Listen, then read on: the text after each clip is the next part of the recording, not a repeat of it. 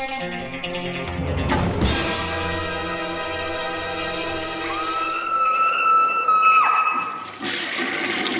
guys, what's up? It is week 308.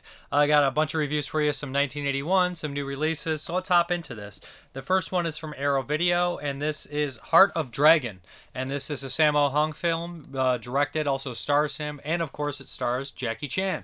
So this is obviously not the first collaboration that these guys have done. They've done a slew of them. The movie also has a bunch of recognizable faces that you'd know from like any of the, Shaw Brothers or Golden Harvest, or, the guy from Mr. Vampire is in here, is kind of like a SWAT commander. So the opening of this movie kind of does this major fake out. It's very weird. It's very similar to Zero Boys fake out. So you have like this kind of big thing, like Jackie Chan is running through the woods with like some teammates, and he's trying to survive, and there's like a group trying to hunt him. Of course, this is a fake out. There's no surprise there. And it learns that these guys are like an elite group of like kind of SWAT cops, and they pass, everyone else fails. So we kind of follow Jackie Chan's day job for a while and see him and his team, and he's also like kind of struggling and juggling with his home life, his married, his like a relationship status. And Sammo Hung is his older, it might even be his older brother, his younger brother, yeah, and he's mentally handicapped. So it's kind of strange. Obviously, they wouldn't have you typically a non-mentally handicapped character play this role, but with Sammo Hung, he has to do a lot of kind of his own stunts and bumps and stuff like that. So, but I know it is ridiculous and played for comedy at times, but he does really kind of capture that childlike quality. I think he does a really good job, and he's also directing the film, so that's a feat in itself. But it actually has a lot of really touching moments between Jackie Chan and Sammo Hung in here. And you can actually see Jackie Chan, he does a really good job in his acting, especially when he has this breakdown. But there is a lot of laughs in here, especially because Sammo Hung plays with a lot of like the neighborhood children, and he has that mentality, so that plays in for some laughs, especially at this like kind of this restaurant. But the whole thing becomes this kind of like tragedy, kind of comedy tragedy of airs where supposedly like it's just very complicated, where there's these jewelers that are like these criminals that are like stolen these jewels, and they're going to sell to someone. And what happens is the cops know they have them, they break in, they run away with the jewels, they stash them somewhere. Well, on accident, Sammo Hung robs them in a game, and they hide the jewels. Another like one of the older kid's brothers, who's a thief, figures out about it, so he goes and gets the jewels, so he's trying to spend them. Anyways, it gets back to everything. Jackie Chan is in trouble with his supervisor. It gets really complicated, but what it all leads to is an amazing fight scene at the end in this factory. Now, what they do really well here is there's like a handful of goons. Like I said about these martial arts movies, you have like kind of squads of guys. You have the good guys that are Jackie Chan's buddies, one of them always getting him into trouble with like a whole bunch of guys at like a restaurant getting these fights, because they always sprinkle in as many fights as they possibly can in these movies to keep you entertained, and that's what you kind of expect in here. But it leads up to this like giant awesome battle in this big like abandoned warehouse or like factory, high-rise factory deal, where it's like under remodeling, so like all the bad guys are coming in. A lot of them you recognize, and construction workers that are helping them, and it's just a violent, crazy thing going on with like Jackie Chan trying to save Sammo Hung, and he's got a couple of his buddies from his workforce. It's a really kind of a nice kind of thing here.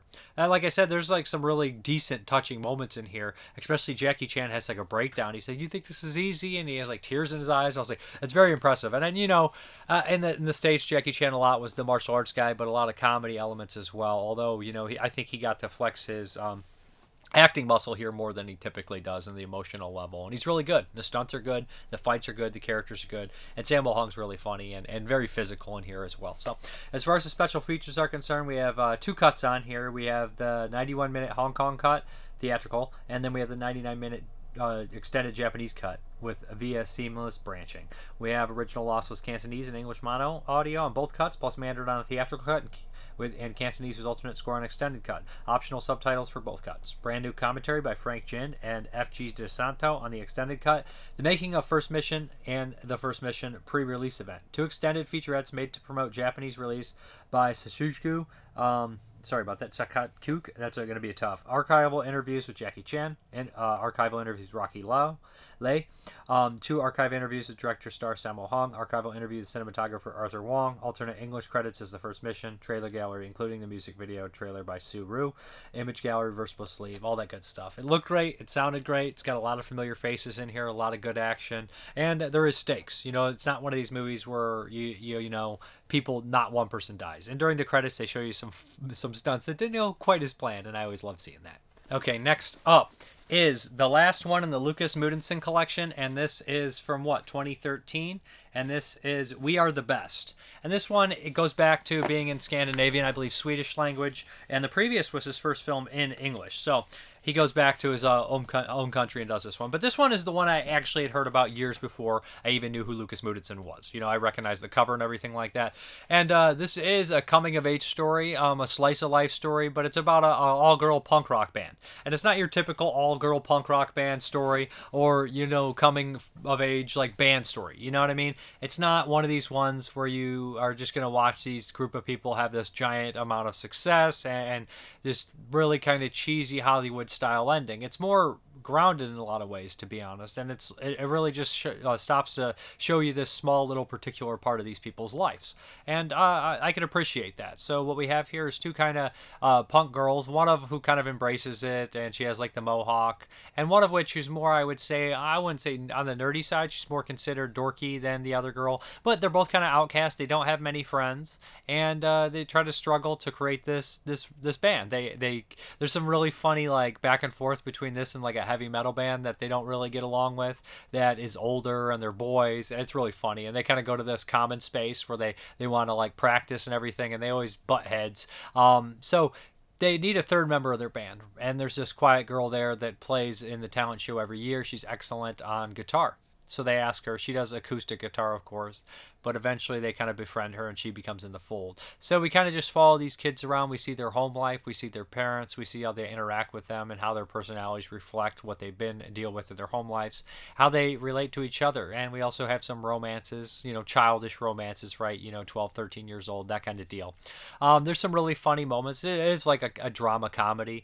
Some good stuff here where they beg for money to get an electric guitar, and instead of spending the money on electric guitar, they go just eat a bunch of junk food in the mall or the food court, which is really funny. And the reactions that all these people have when they ask them for money. You can't just beg for money, not in this country, all this kind of stuff like that. But no, I just really liked it, and I liked where it ended, where it chose to end, where it chose to start. It doesn't outwear its welcome. It doesn't have the typical storyline. It doesn't show you the typical life and times of a band. And I appreciated that. And also, it's the perspective of three Scandinavian girls in a punk rock band. That's kind of a rare perspective to see, to be honest. So I really enjoyed this one. Thought it looked good. Thought it sounded good. I like the music choices they have. Pretty impressive stuff. So essentially, it is also a period piece. Again, this guy always does these period piece movies, right?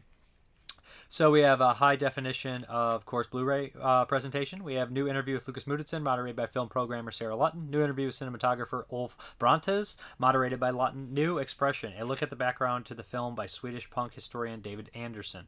Q&A from 2013 London Film Festival screening featuring Moodysson and stars Levi Lamon and Mira Barkhammer. Theatrical trailer and image gallery, of course. So yeah, pretty good stuff. Pretty fun movie. Enjoyed it. I think you guys will too. All of them are different, unique in their own way. Not any of them are very similar. They share similarities and themes, but for the most part, they're all completely different. I think it's a nice little look at this guy's career and everything like that. Nice box set. If you're a fan, it's a must-have. Okay, so now we're going to continue the Birdemic saga. Of course, everyone's favorite series, including mine. And I don't want to be like a facetious asshole or anything like that, so let's just get to the movie. It does have its place. It is in this box set, The Wings of Disaster. All three of them featured in here. Covered the first one last week. And now we're going to hop into the second one. Now, I believe the first one was 2010, and the second one is 2013. I made a mistake.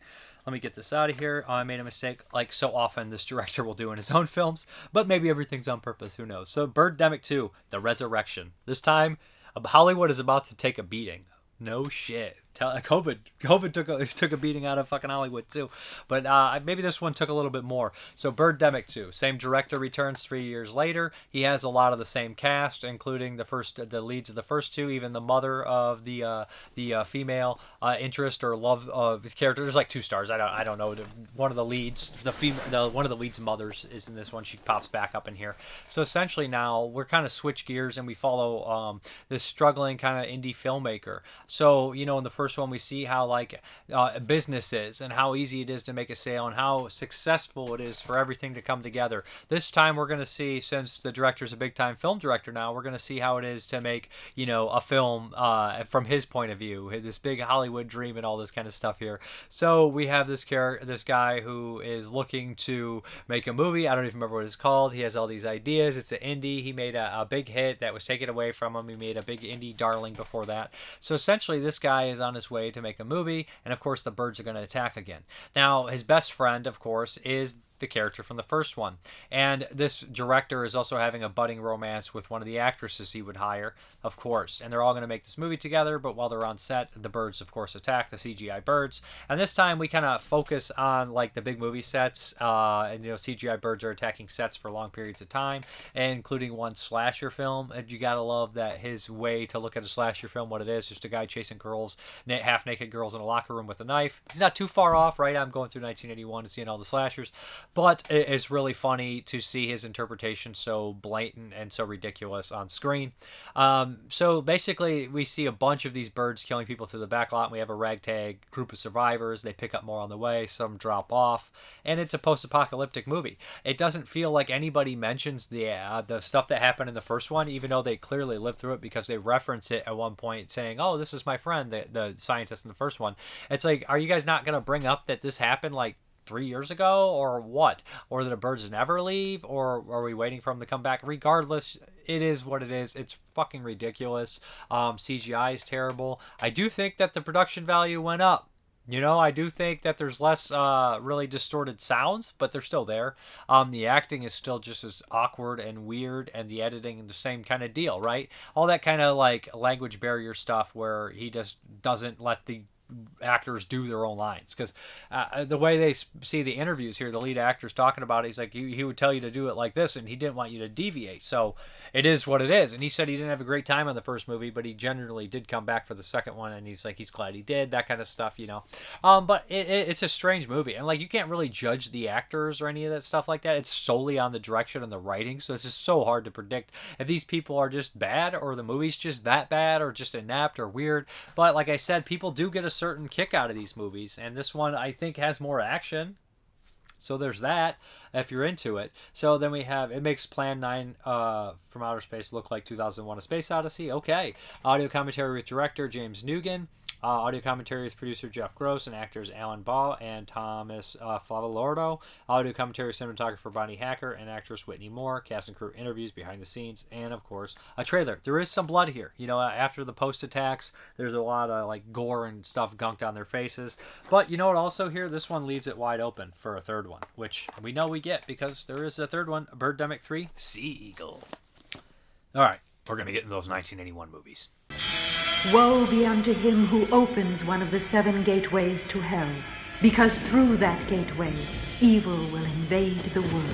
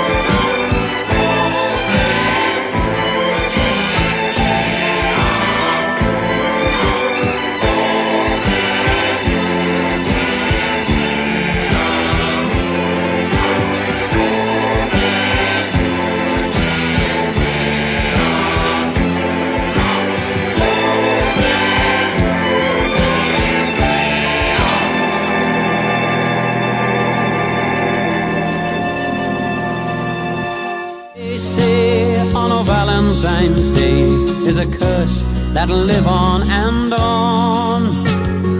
no one will know as the years come and go of the horror from long time ago.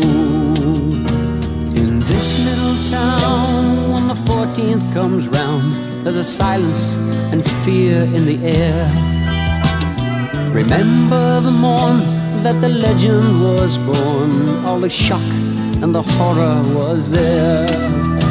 Oh, the legend, they say, on a Valentine's Day is a curse that'll live on, and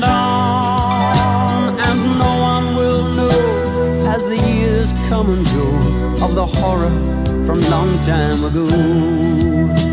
And no one will know as the years come and go of the horror from long time ago.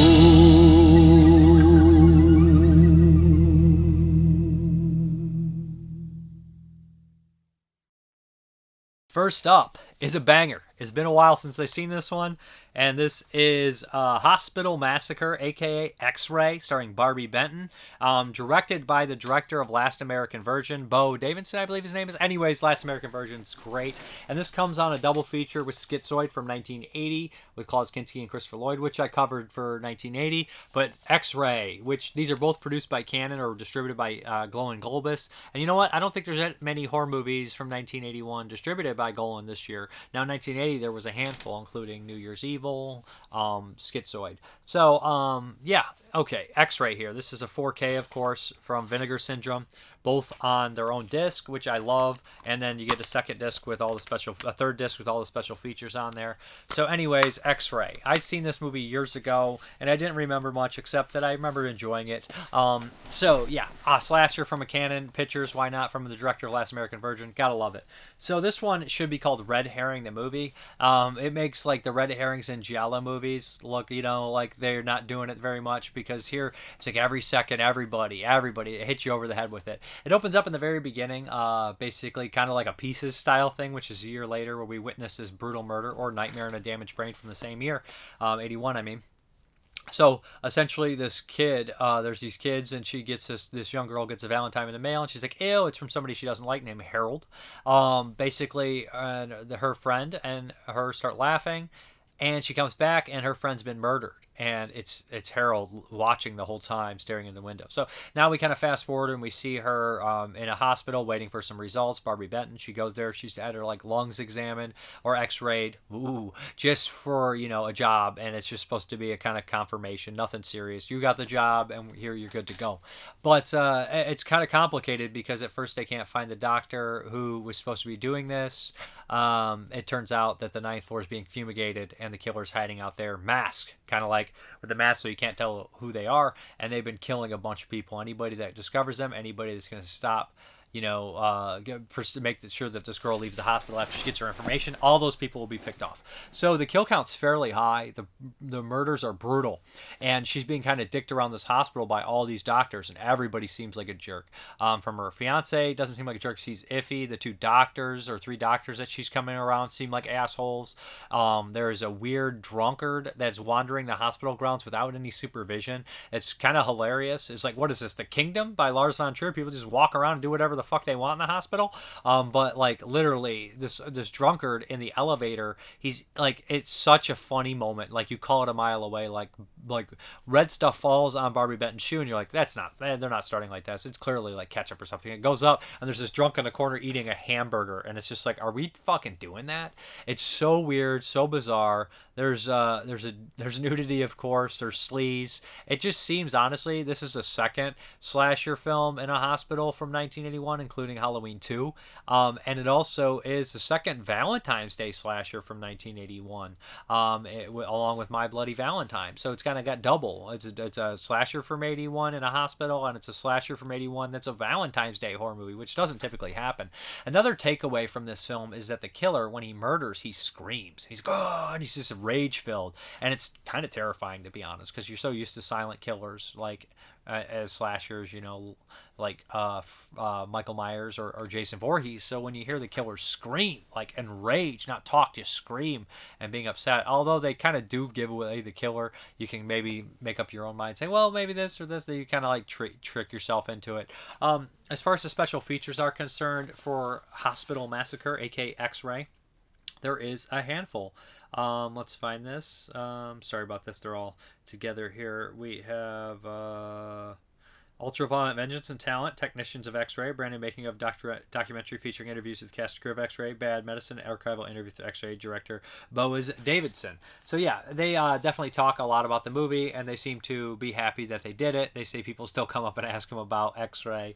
The acting's solid. It's cheesy. It's fun. It's gory. It's sleazy. It's kind of what you expect for a slasher movie. And I know this is not going to be a very popular opinion, but I'm not saying it's a better movie than Halloween 2, but it's a much easier watch, and the pacing is it's not great, but it's equivalent to Halloween 2. So X-Ray looks great in 4K too. Was a major upgrade. So check it out. Okay, continuing that 1981 run. So right here we have one directed by Frank LaLoggia, and this is Fear No Evil. And I saw this years back when I was a young kid on whenever they put out the DVD. Anchor Bay put out a DVD of this years back. And this actually stars, what is this? It's Stefan Angram. Now, I knew him because he was in the movie Class of 1984, one of my favorite kind of revenge films. And he plays one of the villains, one of the kids, and his name is Drugstore, and he provides all the drugs. And he's like this skinny, lanky kind of guy. Good in that. In this one, he's just a bizarre character. This is essentially like male Carrie, but it has way too many storylines. This director would go on to do Lady in White. He also starred in Nightmare Symphony, which was released a couple years back, where he plays basically Lucio Fulci style character. It's a remake kind of Cat in the Brain, but they're using Frank LaLoggia as the main character, and they're kind of showing clips from Fear No Evil and all that kind of stuff, which is kind of cool, kind of neat. I'm not the biggest fan of that film. I never actually did get to see Lady in White, but here we go, Fear No Evil. So the first thing I noticed rewatching this, I was like, man, they have so many needle drops, so many big songs. I believe like the Ramones were on here, all sorts of stuff like that. I'm like, how do they afford all these needle drops? And for the most part, the movie looks like it's made on a budget. Like it opens up and we kind of register like that. It's a weird storyline. It has like narration kind of explaining exposition, essentially that they're always trying to rebirth, Satan on Earth, and there's 3 angels to stop him, Michael, Raphael, I can't remember that. So like any time at Earth, the 3 angels will be there, as well as Satan, a reincarnation of Satan. It's always for the 3 angels to try to stop them. So it kind of like this kind of constant cycle of good versus evil, right, in this small town. So of course, this young boy is born to an older couple, and they try to get him baptized, and of course the whole church rains in blood. Pretty cool. The parents are absolutely ridiculously over-the-top actors. I think they're fun though, and over time living with this boy as he grows into a teenager, the mother goes comatose, the father becomes a drunk, all that kind of stuff. And at the same time, this kid is getting bullied at school by some really weirdo bullies. Like, this is the weirdest scene in here. I mean, what is an 80s horror film without a shower scene, a boy shower scene? So they kind of recreate, I guess, their version of Carrie in the shower, and it's pretty intense. There's a lot of blatant homosexual tendencies here by the bullies, which I think is probably what the director's getting at. These bullies, they hate themselves, so they're uncomfortable and they harbor these things. But with the power, some weird shit starts happening. The movie's infamous for a dodgeball scene. I think everybody remembers the dodgeball scene. It's probably the funniest scene, the most memorable scene, and the best person being killed with a ball since Deadly Friend, which came later from Wes Craven, right? So we have all that going on, which I think people will enjoy. But for me, the tone of this movie is strange, because we have like the satanic stuff and the try to resurrection of the devil and the bullying, which I like. I think that's the better part of the film. But that whole angle with the 3 angels, it comes across so melodramatic and so Lifetime movie. It's just strange tonally. Like the small town is fun, it's decent, and the ending has some amazing stuff in here. The ending has like a lot of creatures and zombies coming back to life, which really kind of saves the movie to a certain extent, and I love all that stuff going on. But the tone is just strange, and the acting comes across bizarre and just not particularly believable. And the lead, I just don't know if he's cut out to be a lead, to be honest. And I don't know if that's the writing, the direction, or just the acting from this character. But for the most part, I think that the ending has some saving moments to it that are really cool. But overall, there's some really painful pacing issues on this one. And it's almost like they grabbed two movies and ran them full speed in each other. And one's pretty good and one's pretty awful. So it's kind of where I'm at with Fear No Evil. There is some special features on here. 4K master from Original Film Elements, new interview with Angus Stefan Angram, and special effects artist John Eggett, new commentary with Stefan Angram. So pretty cool. Yeah, check it out. Okay, when we're talking demonic possession from 1981, there's been a handful of movies from 81 involving satanic stuff, possession, Gates of Hell, of course, The Beyond, and we just had Fear No Evil. We'll be talking about Demonoid this episode, so one of my personal favorites of 1981, one that involves demonic possession and all sorts of craziness and swords, and it's a video nasty, and it's got Koopa Smith. That's right, Clint Howard in Evilspeak. So I seen this one a bunch growing up. I always enjoyed Evilspeak. Probably had a VHS of Evilspeak, to be honest. So, like I said, Clint Howard is essentially in this military academy. His parents are dead. He's a charity case, as they put it, and he's picked on by everybody. The bullies are led by Don Stark from that 70s show. He's young, and he's a complete dick named Bubba. And the second Bubba of the year, along with Larry Drake from Dark Knight of the Scarecrow. And that's not the only connection that this has with Dark Knight of the Scarecrow. Claude Earl Jones is in here from Dark Knight of the Scarecrow as well, and he plays the coach, which is fun. So essentially, there is a soccer team in this church. It's a big deal, and everybody plays on the team no matter who they are. Clint Howard is terrible. He's lonely. Everybody picks on him. Nobody likes him, from his teachers to the priest. Everybody there doesn't like him. The movie's riddled with character actors. Archie Armstrong is the drunk sergeant that works in the basement, and then you have Charles Timer, who's in stuff like Emperor of the North, Longest Yard, and Outlaw Josie Wales. If you ever seen this guy, he's in the Bronson movie too. What's the Bronson? Stone Killer. If you ever seen Charles Timer, you'll know him right away. He's super fucking memorable in all those movies. He's great in this one as well. Love him as the Colonel in here. We also have Joseph Cortez, who you recognize. The guy from Godfather, sleeping with the fishes, Luca. I can't remember his fucking name. Lenny Bravo, whatever it is. Anyways, he's in here from the Godfather, and there's a couple other familiar faces I don't want to forget to mention that are wonderful. I got Charles Timer. Claude Jones, Earl Jones is the coach. He's fucking fantastic. So essentially what happens is these bullies just pick at him, and no one likes him. No one sticks up for him. So he starts to kind of one day he finds this satanic book when he's supposed to clean out, the cellar. And at the same time, years ago, Richard Mole, of course, another great character actor, he was this, what was his name? He was this evil kind of guy that worshipped Satan, and he was banished from this town, and he cursed this place. So his placement, this book and him are all kind of still in the school somewhat, right?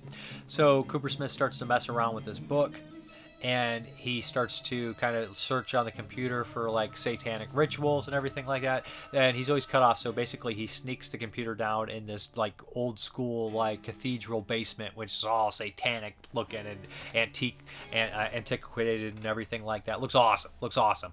So he starts communicating through Satan through the fucking computer. How 1981, of course the graphics are dated, they're silly, they come across rough, but it is what it is. No different than The Thing in 82 when their computer play in that game, in that movie. But of course it's more of it here, and it's much cheesier. So Cooper Smith, Clint Howard, brother of Ron Howard, of course, and son of Rance Howard, basically starts working on this, and the computer needs blood, and eventually he gets the blood, and we get some revenge, because these bullies were monsters to him.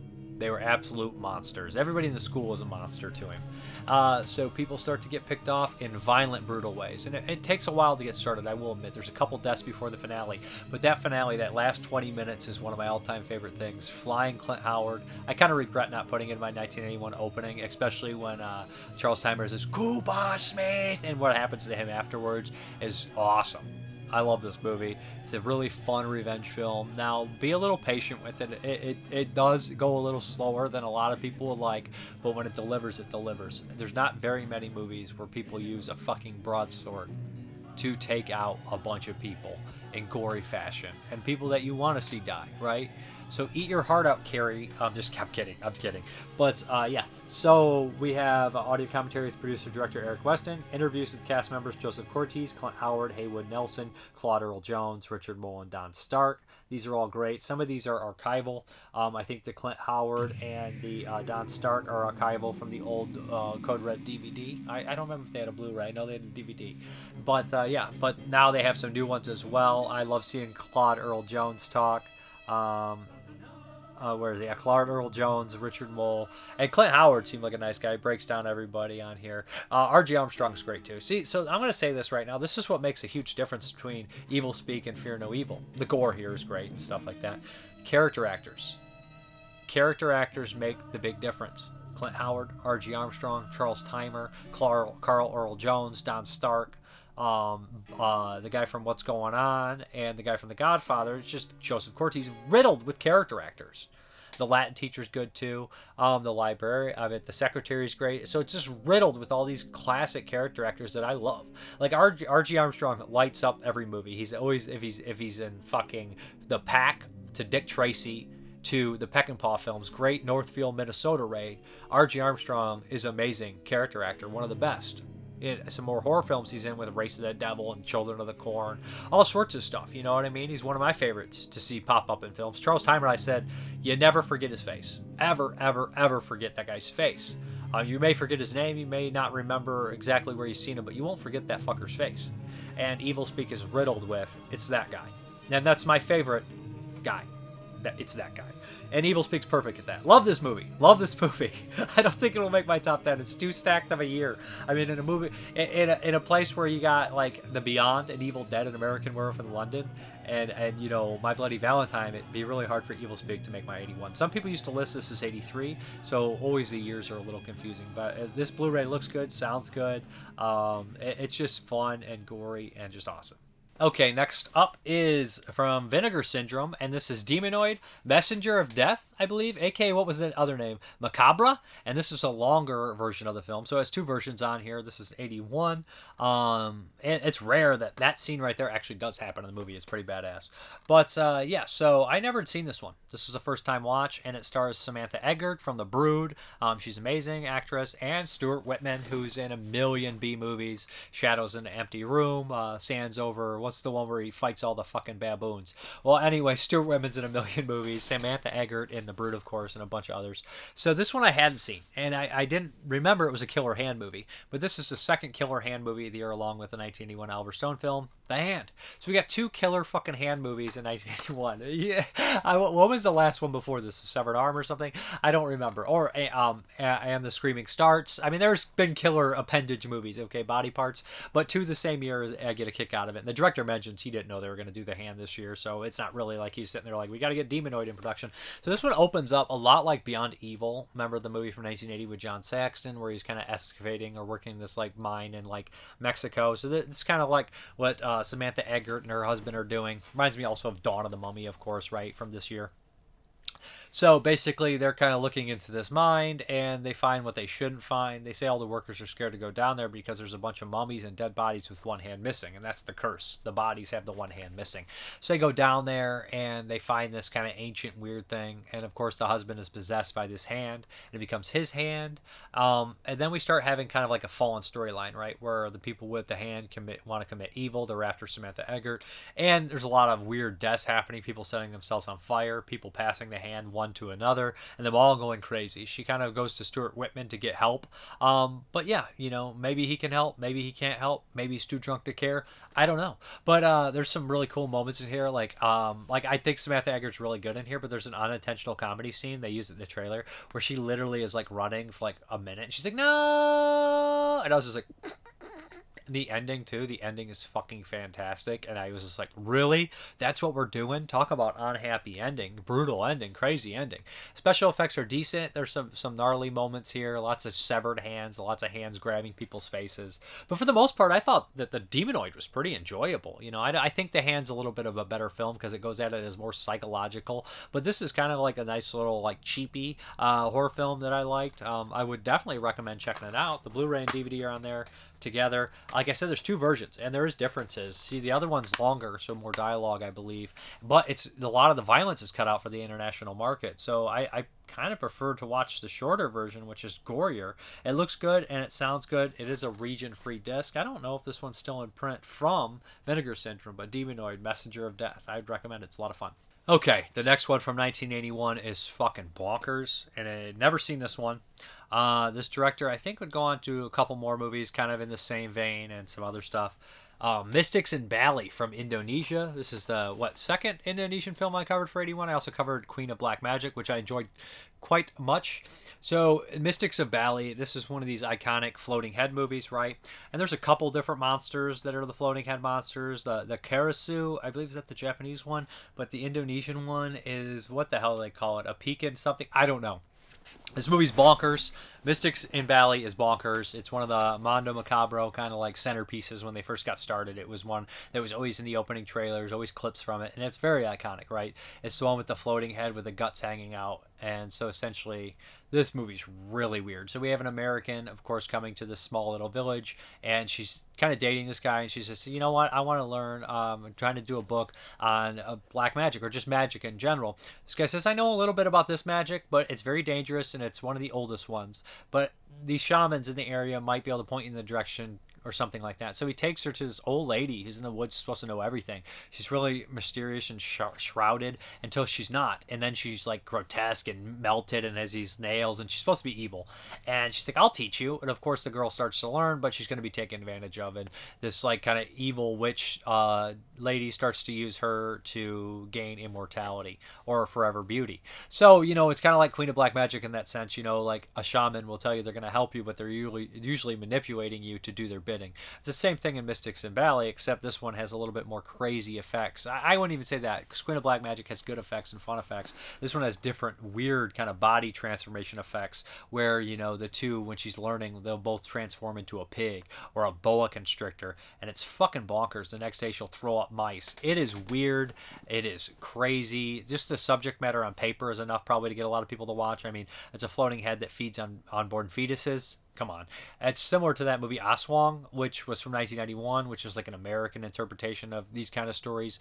That movie's fucking bonkers as well. This one, I would probably say, is a little crazier because there's obviously going to be a language barrier, so it's dubbed in English, but, you know, it's not exactly translated perfectly, I imagine, because they're saying a lot of ridiculous things, and they're just doing a lot of illogical things at the same time. But Mystics in Bali, it's entertaining. There's a couple fight scenes between these kind of, like these black magic practitioners or magic practitioners.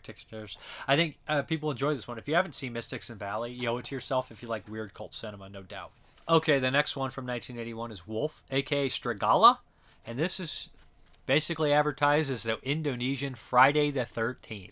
That's right, they didn't wait very long, right? And the first half is kind of like Friday the 13th, but the last 20 minutes are dead on. So this is the same director of The Warrior, and what's the other one I watched this year? I believe Queen of Black Magic? No, Satan's Slave. Satan's Slave, the original, and The Warrior. Same director, and there's another one they did too, Ghost Money or Ghost Town. I can't remember 100%, but that's this year as well. So essentially, Wolf is about a group of campers, 4 kids that want to go camping, and they're kind of hanging out in the tent, and they run into these 3 people that are up to something very fishy. They are diving, and they are looking for hidden treasure. They're very bizarre, and the 2 younger ones start to be interested in the girls, so they all start to hang out.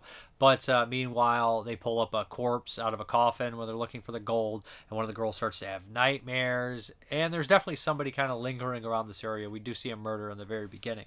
So we're not really sure if it's one of these people or if it's something entirely different. But since we know it's a Friday the 13th ripoff, we kind of do know what's going on, right? Because the movie basically says the Friday the 13th ripoff everywhere you look it up. So it's fairly decent for the most part. It's not perfect. The last 20 minutes literally is Friday the 13th, and it's kind of funny to see their rendition of it. The nightmare sequence is cool. I like the location as well. It's around this lake. I like kind of lake horror. You know, think Bay of Blood or any of the Friday the 13th. I think it works. Not always, though. If you look at 1980, there's some really bad, like Monsteroid lake horror, really terrible, or the Bill Rebane lake horror film from that year, Rana, really bad stuff. But hey, when it's a slasher, I guess lake horror works. Stranger by the Lake's another good one. So anyways, they just get picked off, but they kind of wait till the last 30 minutes to do anything. Like there's some subtle scares, some some spying, some voyeurism, but it really doesn't pick up until the last like 20, 30 minutes. There's like a crazy boat chase. For the most part, it's decent. I think it's weaker than Satan's Slaves for sure, and I'm sure it's going to be weaker than Warrior from Mondo Macabro as well. But that is Wolf, a.k.a. Srigala. Oh, I should mention that it is getting a Blu-ray release. TerrorVision mentioned that they got the rights to it, so that's pretty crazy. I watched it right before they announced it. I was like, oh, that's cool. That's neat. Okay, next up is the Patreon pick, and this, I can't remember, David Luton picked this one, and this is La Dolce Vita, and from 1960, directed by Fellini, of course, super iconic Italian director. I haven't seen that many Fellini movies, right? I've seen some of his latter ones that were released on Blu-ray recently, seen a couple of those, but I don't typically watch or haven't had a chance to watch a lot of the classic Italian cinema that's not horror or genre related, like the Fellinis or Bertolucci's or Rossellini or any of those kind of guys, or Bertolini, any of those people. I really haven't had a chance to watch as many. So like watching La Dolce Vita, it is damn near close to a 3-hour film, and it's like a comedy drama, and it has tons of characters, and it's saying a lot. Maybe some stuff I don't understand. There's obviously some political stuff in here, considering the time and another country and how serious the film is in a lot of ways. But Anita Ekberg is in here, who's actress who appears in a lot of genre films from Italy and Europe, so she's recognizable. The lead is recognizable, but there's not, to me, like I can't point out as many of the character actors as I would be able to point out if it was a Eurocrime or a horror film. But it's black and white. In the very beginning, we have like a statue of Jesus being run through town, and everybody's asking about it here and there. And we have like the main character, the journalist, kind of screaming from here. And here's what it is. Here's about the movie. I know that it's called The Sweet Life, and they're like, oh, look at these privileged people and all the money they have and their aristocratic intelligence and these interesting, crazy parties. But at the end of the day, are they even happy? Are they even, they're kind of like struggling and one day at a time. But at the same time, they're telling you, they're basically very critical of these people and their lifestyle and life in general, but at the same time, I have to spend all this time with these people, and I could care less about any of them. I'm missing a lot of messages. I'm sure I am. I know I am. But a first-time watch, I didn't enjoy this as much as I think I should have. Couldn't stand the main character. I know he's a very complicated, great character, and those usually interest me. I love a lot of the Peckinpah characters, maybe because I can understand them. And I could understand this guy too, but maybe it's just because he comes from money or he's involved with money. It's just the idea makes me a little bit more irritated at watching them struggle with their life. It's just not something that I'm very interested in, watching rich people, get too drunk and cry about their life that they created. I'm sorry. I know it sounds insensitive or it sounds wrong-headed, which I would agree. I'm not seeing everything there should be. I mean, of course, it's well made. The music is highly memorable. It's an epic. There's tons of characters. They go over and almost like vignettes where it's like 3 or 4 different stories, where we have like kind of the opening with like Anita Ekberg coming into town. He works for a publicity agency, and kind of shows her around, seemingly falling in love with her. He almost falls in love with every woman he comes in contact with, right? He's that kind of guy, Casanova, if you will. And then we kind of have this kind of political deal here with these children, and then we kind of go into like a party sequence. So we have all these different kind of vignettes to show the characters and show the lifestyle and everything like that. But I just really have a hard time concentrating and talking about the film in general. That's La Dolce Vita. It's not for everybody, and I'm just missing stuff. I need a lot of context with this one, but I'm glad I watched it. I don't regret it. It's just I'm not really sure how I feel about it. All right, guys, let's get these questions, comments, and concerns. First up, Ken Coakley. Someone asked why 80s horror is so reared over films that came out in the 90s or later. I would attribute it to the fact that the 80s was a decade for franchises such as Friday the 13th, Nightmare on Elm Street, Evil Dead, as well as continuations films from the 70s like Jaws, Texas Chainsaw, and others. So, I mean, I do see that as well. When it comes to, and also the video store. I think the video store is a huge part in all that. When it comes to non-horror, especially children's films, might be special to someone who was a child in those days, but most of them are very dated, such as E.T., Back to the Future, and numerous others. In about 10 years, they'll be praising Twilight and Hunger Games. I don't know about Twilight. I really don't. David Lather, great episode. Love the clips and insights. Thank you. Chris Harper, love Project Wolf Honey. It's good stuff. Oh, what the flick? I love fanboy flicks. Take on the Birdemic trilogy. Recommended if you haven't watched, but I love good bad movies when they are made right. Even though it's one of the most popular, I don't see Troll 2 as so bad it's good. It's just an okay movie, but Samurai Cop, The Room, Dangerous Men, and personal favorite Nutbag are pure gold. Gold! Great video, man. Thank you. Horse Cinema. Don't forget Norman Fell as Mr. Roper in Three's Company. How could I? Three's Company is a show I know of. I knew he was in it. Forgot to mention it. Didn't really watch very much. Nick Mua, I'd almost forgotten that Thomas Harris had written Black Sunday, let alone that there was a cinematic adaptation. Top marks to Arrow for showing the movie this much love, especially considering the divisive subject matter. Spielberg's Munich, based on the same incident, still gets a lot of hate as I understand it. You sure know how to pick them, sir. Great show as per usual. Thank you. Questions. I seem to recall that you bought Vinegar Syndrome's release of From Beyond. Did you already own the previous release? If so, is it worth the upgrade? Yes, I did own the Blu-ray. I think it's worth the upgrade. I thought it looked fantastic. If you were to do another commentary, who would you like to be paired up with? Or do you like flying solo? I definitely would want to do it with somebody else. Depends the movie. And you can't, a question like that, it all depends the movie, because I want somebody that knows a lot about the movie or I'd have fun with that person. So give me a movie and I'll tell you who I'd want to do a commentary with. Do you think Primal Rage inspired 28 Days Later? The storylines are somewhat similar. Did Danny Boyle borrow from classic Italian cinema? I don't know if he saw Primal Rage, but the idea of fast-running zombies that are angry or infected is Nightmare City, right? So it's nothing super new.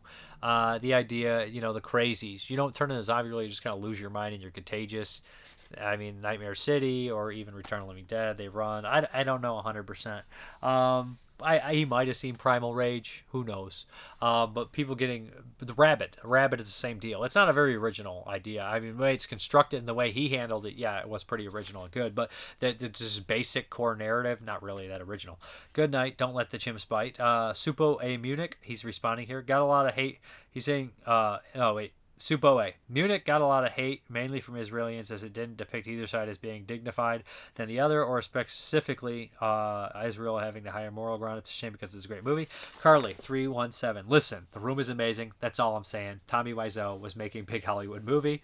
Sam Maloney, do you have Xbox 360 games? Nope. Not me. Movie Junkie Reviews. I love Piranha 2 and the Birdemic series. Absolutely awesomely bad guilty pleasures, and it took me until last year to finally watch Black Sunday. Kentucky Kentuckinator. This felt like classic Mrparka episode. Glad to see you back in fine form. Thank you. Ilk Vomit. Sure, everyone clamors over TCM, but to me, Funhouse is Toby's masterpiece. Hey, I agree with you. The Funhouse is highly rewatchable. It's a masterpiece.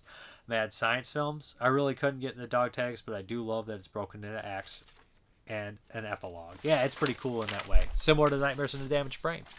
I think I'm on a caffeine high right now. I just drank too much coffee, a little dizzy. So we're going to do the update, and I'm not going to switch camera angles for it because it's only one, but it's worth it.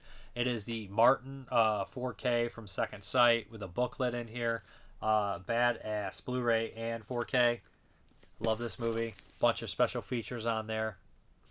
Yeah, lots of good stuff here. Audio commentaries, of course, a bunch of them. One by Ket Ellinger, Travis Crawford, the original. Love this stuff. Love Martin. I look forward to their Hitcher release as well. So basically, we're going to draw 5 Patreon names here. If you haven't been drawn out in the last few draws, let me know and I'll bump you ahead. Let's get 5 out of here. See where we're at. Or if I ever forget to do yours after I drew it, let me know. Sometimes it gets confusing. Let's get 5 out. Okay, so first one up is David Scott, A Serious Man. Is that the Coen Brothers movie? Then we have Jim Simon, the original Gun Crazy he wants me to cover. Can't go wrong with that.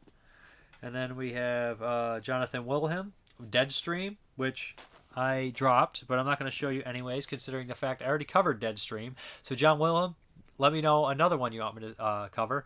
Then we have David Luton, The Seventh Seal, and that is a Bergman movie. So that's 3. We got 2 more coming out here.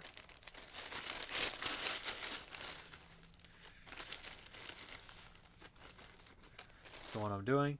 Art Figueredo, we have Sunset Boulevard. Can't wait to watch that one. And last, John Wilhelm, Revelation Trail. So there we go. Yeah, and I guess we're out of here, guys. All right, guys, thank you very much for watching. And as always, have a good one.